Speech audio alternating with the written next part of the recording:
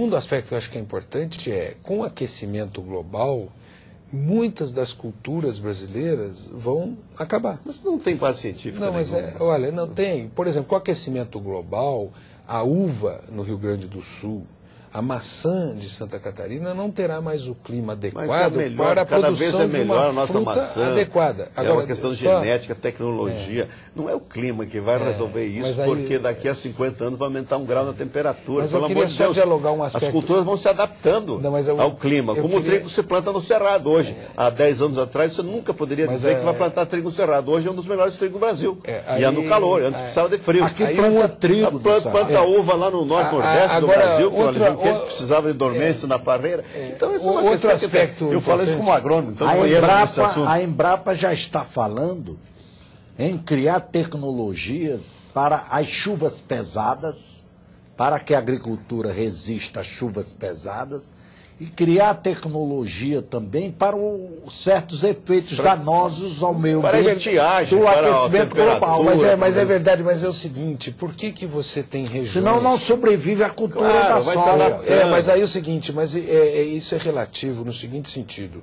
Por que o vinho da Argentina, da África do Sul, o vinho espanhol, português e francês, chilenos, eles têm uma qualidade superior? Porque tem aspectos climáticos para que tenha a superioridade. E, portanto, as mudanças climáticas vão afetar em algumas culturas. Outras não, outras se adaptam. Um outro aspecto importante também a dizer aqui é que a agricultura brasileira, historicamente, é uma agricultura predatória. Leia, Caio, dá licença, mas aí é o seguinte, olha, ela tem então essa... dos indígenas, agora deixa ele defender a tese dele, depois o senhor fala. Viu, Valdir, o seguinte, se você analisar, eu vou na Amazônia, que é um lugar que você está dizendo, na Amazônia, se você analisar hoje o que é a agropecuária que está chegando na Amazônia. Amazônia é legal, a Amazônia não somente tem duas coisas. Eu digo, o que a agricultura e a pecuária que estão chegando na Amazônia, elas são de baixa tecnologia, de baixa produtividade. Não é verdade. A pecuária amazônica é uma pecuária que aqui no sul, ela precisava de uma área muito menor para se instalar. Tá certo? Por quê? Porque tem baixa tecnologia, baixo investimento de capital e, portanto... Qualidade do solo. Não, então, mas ali o que acontece? O tipo de economia é de baixa produtividade. Solo arenoso, né? Não estou falando do solo, a economia. A economia, isso é, você cria gado numa região muito extensa, quando você poderia estar criando numa região menor, intensivo. Portanto, você tem um problema dessa agricultura, que é uma agricultura de baixa produtividade. Então, o que ela faz? Ela vai avançar sobre a floresta, ela vai avançar sobre terras de índios, ela vai avançar sobre as terras de quilombos. Por quê? Porque se ela se mantiver com alta produtividade, como tem no Brasil em várias regiões, alta produtividade da pecuária, você não precisa estender como está se estendendo. Então, essas defesas, ao meu ver, no fundo, defendem causas que poderiam ter um tratamento da sociedade brasileira muito melhores e ter, portanto, produtividade do que desmatamento. Deputado Valdir Colato, o senhor com a palavra. Olha, eu venho da Rondônia essa semana, fui lá conversar com os agricultores, com os pecuaristas. É uma das melhores pecuárias do Brasil. Por quê, Tarcísio? Da Amazônia? Da Amazônia, na Rondônia. A Rondônia faz parte da Amazônia, né? E aí tem que se diferenciar Amazônia legal com Amazônia, bioma Amazônia. Bioma Amazônia que é mata e água, 3% desmatado ao redor de Manaus, o resto não tem desmatamento. O bioma Amazônia legal foi estendido pelo Zequinha Sarney, na época de ministro e Sarney, para trazer o dinheiro da Sudam para o Maranhão, para Tocantins e para o Mato Grosso. Isso estendeu para o Cerrado, estendeu para os Campos Gerais, Amazônia, que não tem nada a ver com uma coisa com a outra. Então lá nós fazemos, o deputado Paulo, a pecuária transformando pasto em proteína. Isso é a melhor pecuária do mundo, porque você transforma o pasto ali nativo em carne. Isso, custo-benefício, eu que sou agrônomo conheço isso, é o melhor que tem. É claro que se você tiver gado confinado, você vai ter uma conversão muito melhor, se você tiver um sistema vazão que é empaquetamento e tal, e você vai ter uma conversão melhor. Mas você tem que investir. Você tem que pôr lá o fertilizante. Então é baixa produtividade. Você tem que pôr o fertilizante, você tem que pôr o norte a de Mato correção. Grosso faz parte da Amazônia. Exatamente. O norte. investimento todo. Mas está mostrando que a pecuária nessas regiões é de baixa produtividade. Não é. É o contrário. É de alta produtividade. Baixa tecnologia. É alta produtividade, alta tecnologia, alta linhagem.